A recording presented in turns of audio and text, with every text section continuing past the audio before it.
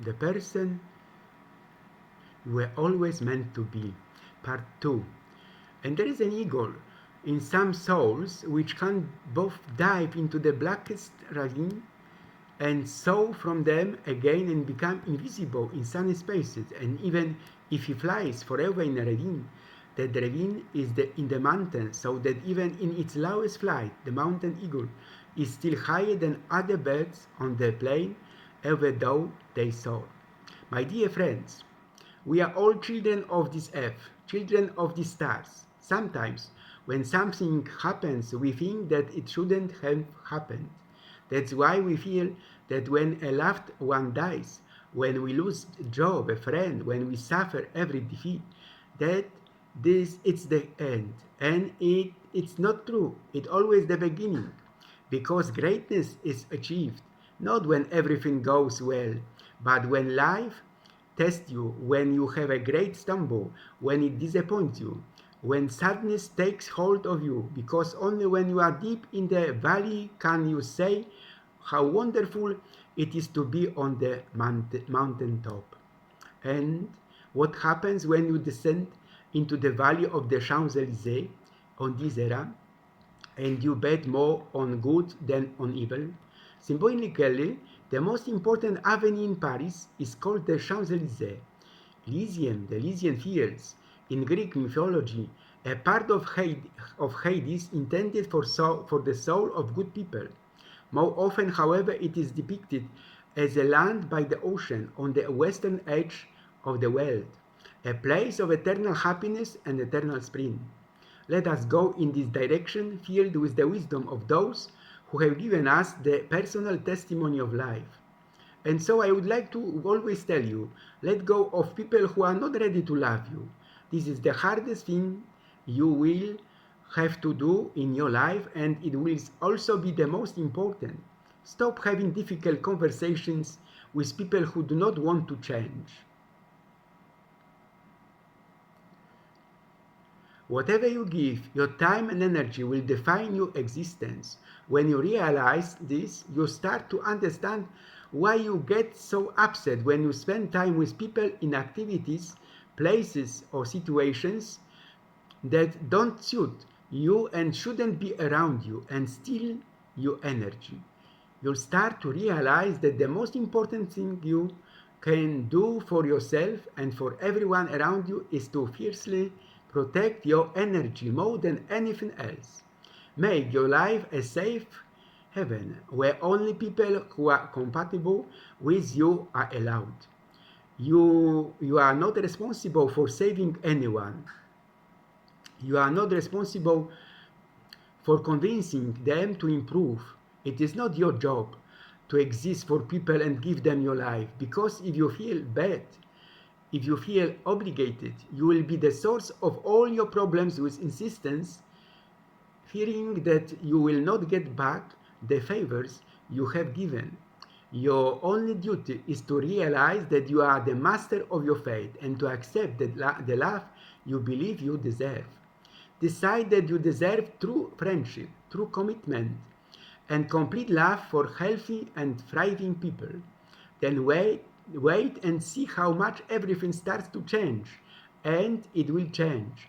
That's for sure. With positive people and good energy, do not waste time on people who are not worth it. Change will give you the love, respect, happiness, and protection you deserve. It is never too late to become what you could have been. John Eliot wrote, "Life often feels like a path of set milestones, where missed opportunities weigh heavily on us." But in his insightful statement, George Eliot illuminates a liberating truth. The potential for transformation and growth is timeless.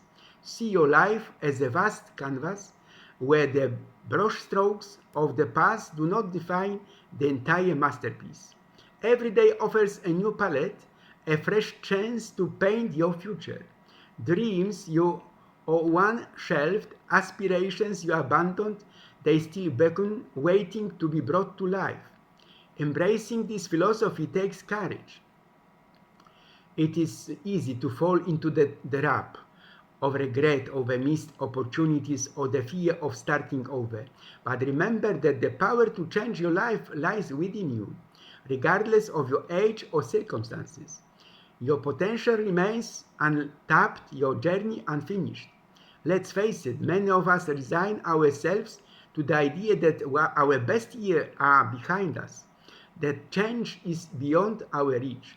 This is not true. It is a self-imposed limitation. True power lies in recognizing that every moment is an opportunity to redefine who you are and who you can become. Are you ready to reignite your passions and pursue the life you have always imagined? To embrace the infinite possibilities that still lie ahead? Are you ready to begin cultivating a community dedicated to self-discovery and continuous growth? It is time to become the person you were always meant to be. I don't want much.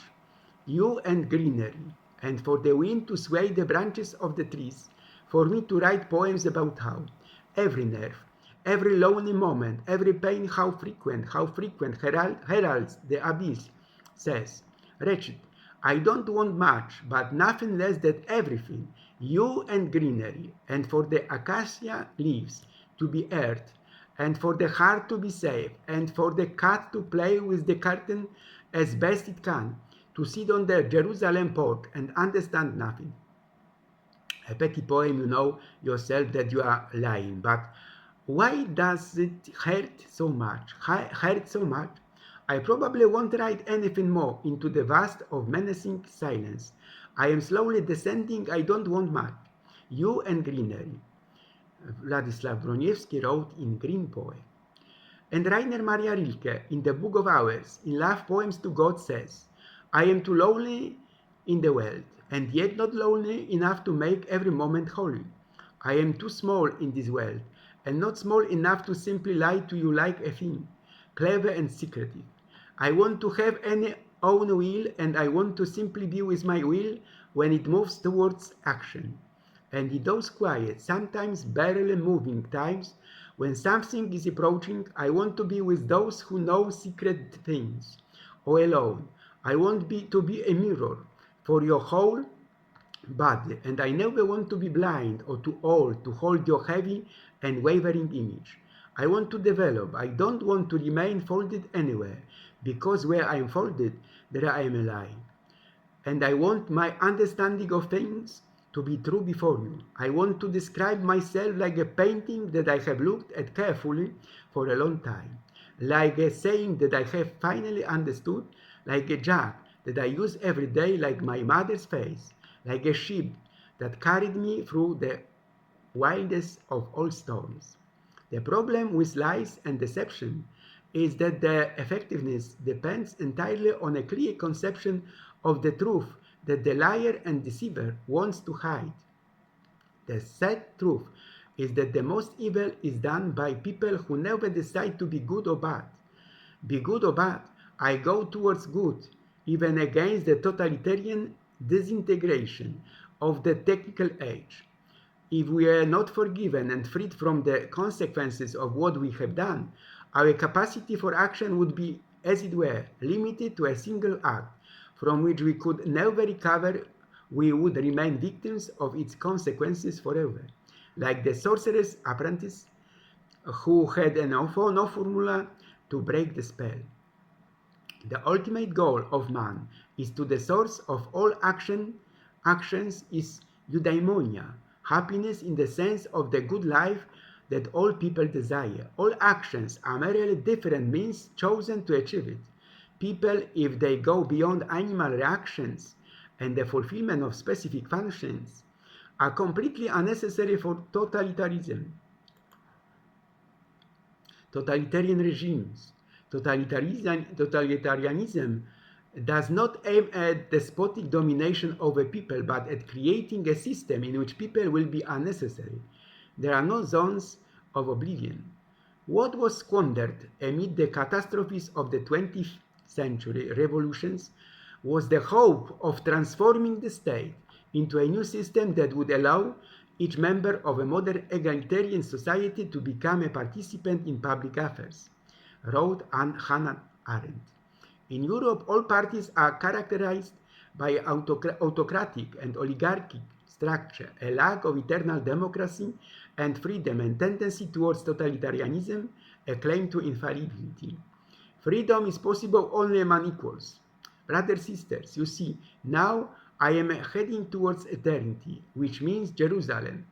For out of Zion shall go forth the law, and the word of the Lord from Jerusalem, where mothers of sons never cease to weep, where the father of faith lie asleep in the earth, where the seeds of time have a harvest storm. O Jerusalem is where paved heads wet with the blood of ages. You hear the echo of the wheels turning the pages of history, where the cries of fools have silenced the words of the wise. O Jerusalem is under the branch of the olive tree. Everyone can listen to the song of song when the green leaves shine. Then the summer rain falls and the raindrop baptizes what Jerusalem is as the river flows on and the world still turns and the water is cold.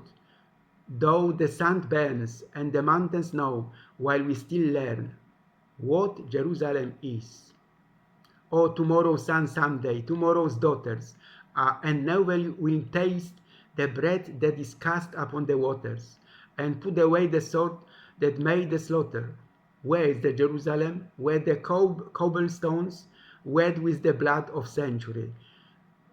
You hear the echo of the wheels turning the page of history. Dearest, and so on and on we can sing. Start a conversation. Be the first to comment on this word. Sign up and share your knowledge. Everyone loves you when you are 6 feet under. It's dangerous to be right about things that have been established, but the world suffers greatly not because of the violence of evil men, but because of the silence of good men. Be yourself and say what you feel, because those who mind it don't matter, and those who matter doesn't mind. Look at my Jerusalem, which is the history of the world. It is more than that. It is the history of earth and heaven.